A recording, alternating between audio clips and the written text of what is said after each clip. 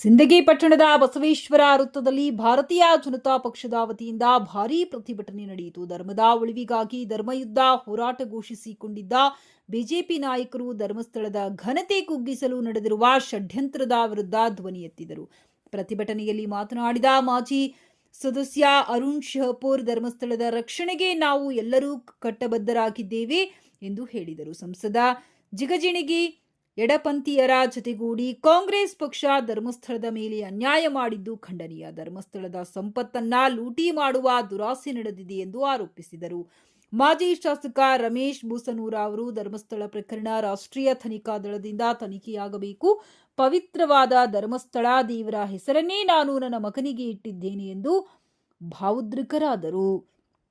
ಈ ಹೋರಾಟದಲ್ಲಿ ಮಂಡಲ ಅಧ್ಯಕ್ಷ ಸಂತೋಷ್ ಪಾಟೀಲ, ದಂಡಳ ಪಕ್ಷದ ಮುಖಂಡರಾದ ರಮೇಶ್ ಮಸಲಿನಾಳ, ಶ್ರೀಶೈಲಗೌಡ ಮಾಗಣಗೇರಿ, ಈರಣ್ಣ ರಾವೂರ, ಅಶೋಕ್ ಕಲ್ಲಾಪುರ, ಸಿದ್ದು ಬುಳ್ಳ, ಅಶೋಕ್ ನಾರಾಯಣಪುರ, ಪ್ರಶಾಂತ್ ಕಂದರಕಿ, ಗುರು ತಳವಾರ್, ಸಿದ್ರಮ್ಮ ಅನಗೊಂಡ ಹಾಗೂ ಮಹಿಳಾ ಮೋರ್ಚಾ ಪದಾಧಿಕಾರಿಗಳು, ಪಕ್ಷದ ಕಾರ್ಯಕರ್ತರು ಸೇರಿದಂತೆ ಹಲವು ಸಂಘಟನೆಯ ಮುಖಂಡರು ಭಾಗವಹಿಸಿ ಧರ್ಮ ರಕ್ಷಣೆಗೆ ಬೆಂಬಲ ಸೂಚಿಸಿದರು.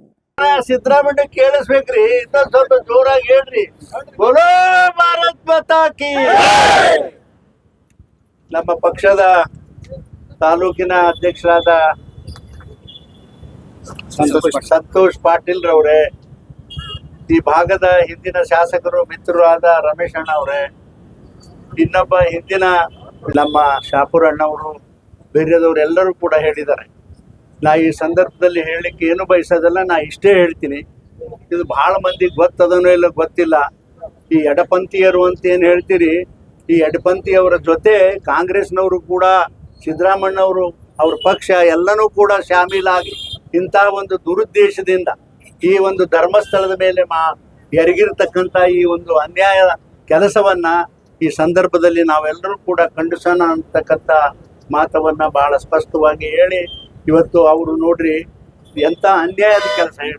ಇಷ್ಟೊಂದು ಹಿಂದೂ ಜನಾಂಗ, ಹಿಂದೂ ಧರ್ಮದವರು ಎಲ್ಲರೂ ಕೂಡ ಅತ್ಯಂತ ಶ್ರದ್ಧೆಯಿಂದ ಈ ಒಂದು ದೇವಸ್ಥಾನಕ್ಕೆ ಹೋದ್ರೆ ಇವರೆಲ್ಲ ಎದಕ್ ಮಾಡ್ತಾರ ಅಂದ್ರೆ ಅದು ದುರುದ್ದೇಶದ ಹಿಂದ ಏನಪ್ಪಾ ಅಂದ್ರೆ ಇವ್ರ ಮೇಲೆ ಇಂಥ ಎಲ್ಲ ಅವಮಾನವನ್ನ ಎಲ್ಲವನ್ನ ಹೇರಿ ಅಲ್ಲಿರ್ತಕ್ಕಂಥ ಸಂಪತ್ತವನ್ನ ಕೂಡ ಲೂಟಿ ಮಾಡತಕ್ಕಂಥ ಒಂದು ಒಂದು ದುರಾಸೆ ಇದು ನಡೆದದ ಅಂತ ಹೇಳಿ ನಾನು ಬಹಳ ಸ್ಪಷ್ಟವಾಗಿ ಈ ಸಂದರ್ಭದಲ್ಲಿ ನಾನು ಹೇಳಿ, ಈ ಏನು ಧರ್ಮಸ್ಥಳದ ಮೇಲೆ ಇದೆಲ್ಲವನ್ನ ಮಾಡಿದ್ದಾರೆ. ಇದು ಬಹಳ ಖಂಡನೀಯವಾಗಿರ್ತಕ್ಕಂಥ ಕೆಲಸ.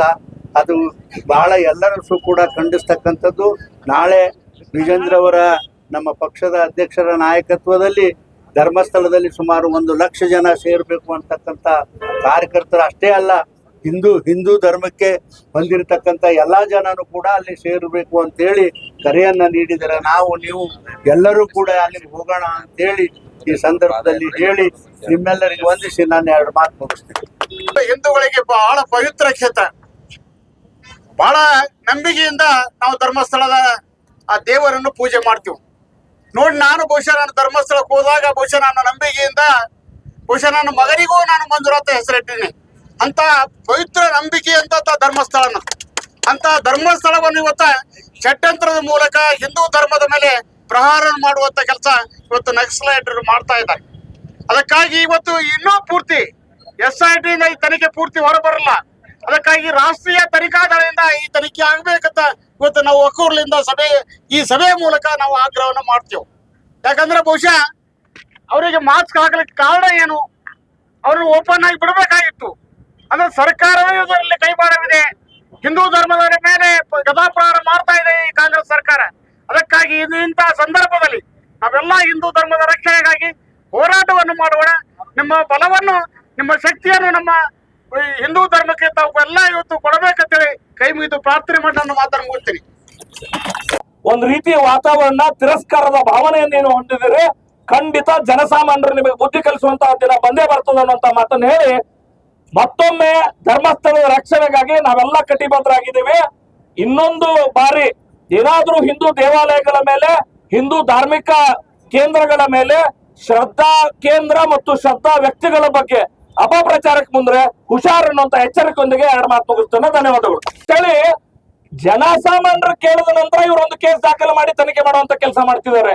ಇಲ್ಲಿವರೆಗೂ ಕರ್ನಾಟಕ ಸರ್ಕಾರ ಅವರು ಎಲ್ಲಿ ಹೇಳ್ತಾರ, ನಮ್ಮ ಭಾಗದಲ್ಲಿ ಒಂದು ಮಾತದ, ಕಾಲೇ ತೋರಿಸಿದ್ದನ್ನ ತೆರೆ ಮೇಲೆ ಹೊತ್ಕೊಂಡು ಮಾತಾಡೋದು ಅಂತೇಳಿ.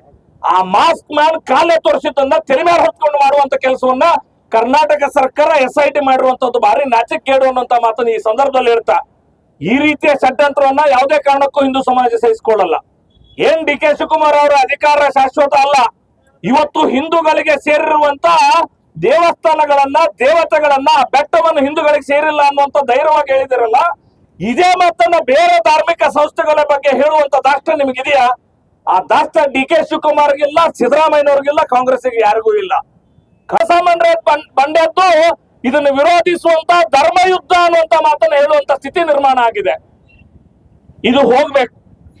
ಒಳ್ಳೆಯ ಕಾರ್ಯ ಮಾಡಿರುವಂತ ಧರ್ಮಸ್ಥಳದ ಭಾಗದಲ್ಲಿ ಎಷ್ಟೊಂದು ಅಪಪ್ರಚಾರ ಮಾಡುದ್ರು ಅಂತ ಹೇಳಿದ್ರೆ ಏನೋ ನಡೆದು ಹೋಗ್ಬಿಡ್ತು ಅನ್ನೋಂತ ಅಪಪ್ರಚಾರ ಮಾಡಿದ್ರು. ಮೊನ್ನೆ ನಾ ಹೋಗಿದ್ದೆ, ಅಲ್ಲಿ ಹೋಗಿರುವಂತ ಸಂದರ್ಭದಲ್ಲಿ ಒಬ್ರು ಪಾಲಕರು ತಮ್ಮ ಮಕ್ಕಳ ಭೇಟಿಗೆ ಬಂದಿದ್ರು ಧರ್ಮಸ್ಥಳದಾಗ ಏನೋ ಆಗ್ಯದ, ಹೋಗ್ಬೇಕು ಹೋಗ್ಬಾರ್ದ್ರಿ, ಬಹಳ ದಾನ್ಲಿ ಅದಲ್ಲ ಅನ್ನುವಂತ ಮಾತನ್ನ, ಅಂದ್ರೆ ಏನೋ ನಡೀತಿದೆ ಧರ್ಮಸ್ಥಳದ ಅನ್ನುವಂತ ಭಾವನೆಯನ್ನ ನಿರ್ಮಾಣ ಮಾಡುವಲ್ಲಿ ಇವರು ಯಶಸ್ವಿಯಾಗಿದ್ರು. ಇವತ್ತು ದೂದ್ ಕಾ ದೂದ್ ಪಾನಿ ಕಾ ಪಾನಿ ಅನ್ನುವಂತ ಮಾತನ್ನ ಕೇಳಿದೇವಿ. SIT ತನಿಖೆ ಒಂದ್ ಹಂತಕ್ಕೆ ಬಂದ ನಂತರ ಏನು ಜನ ದಂಗೆ ಹೇಳಕ್ ಶುರು ಮಾಡಿದ್ರು, ಜನ ಬೀದಿಗಿಳಿಲಕ್ ಶುರು ಮಾಡಿದ್ರು, ನಮ್ ನಾಯಕರೆಲ್ಲ ಇದರ ಬಗ್ಗೆ ಮಾತಾಡ್ಲಿಕ್ಕೆ ಶುರು ಮಾಡಿದ್ರು. ಆಗ SIT ತನಿಖೆ ಇವತ್ತೊಂದು ಪರಿಣಾಮಕಾರಿಯಾಗಿ ಅನ್ನುವಂತ ಹಂತಕ್ಕೆ ಬಂದಿದೆ. ನೋಡಿ, ಇದೆಲ್ಲಾ ನಡೆದು 20 ದಿನಗಳ ನಂತರ ಈಗ ಆ ವ್ಯಕ್ತಿ, ಮಾಸ್ಕ್ ಹಾಕಿರೋ ವ್ಯಕ್ತಿ, ಆ ಮಾಸ್ಕ್ ಮ್ಯಾನ್ ಅಂತಾನೆ ಪ್ರಚಾರ ಆಯ್ತು. ಆ ಮಾಸ್ಕ್ ಹಾಕಿರೋ ವ್ಯಕ್ತಿ ಮಾಸ್ಕ್ ನಿಂದ ಹೊರಬರ್ಲಿಕ್ಕೆ ಸಾಧ್ಯ ಆಗ್ಯದ. ಅವತ್ತೇನಾದ್ರೂ ನಮ್ಮ ನಾಯಕರು ಹೊರಗೆ ಬಂದು ಮಾತಾಡಿರ್ಲಿಲ್ಲ, ಜನಸಾಮಾನ್ಯರು ಬೀದಿಗಿಳಿದಿರ್ಲಿಲ್ಲ ಅಂದ್ರ ಈ ಸರ್ಕಾರ ಯಾವ ರೀತಿ ಆ ಮಾಸ್ಕ್ ಮ್ಯಾನ್ಗೆ ಒಂದು ಮಾಸ್ಕ್ ತೊಡಿಸಿತ್ತು, ಇಡೀ ಪ್ರಕರಣವನ್ನ ಬಚ್ಚಿಡುವಂತ ಪ್ರಯತ್ನವನ್ನ ಮಾಡ್ತಿತ್ತು ಅಂತ ಹೇಳಿ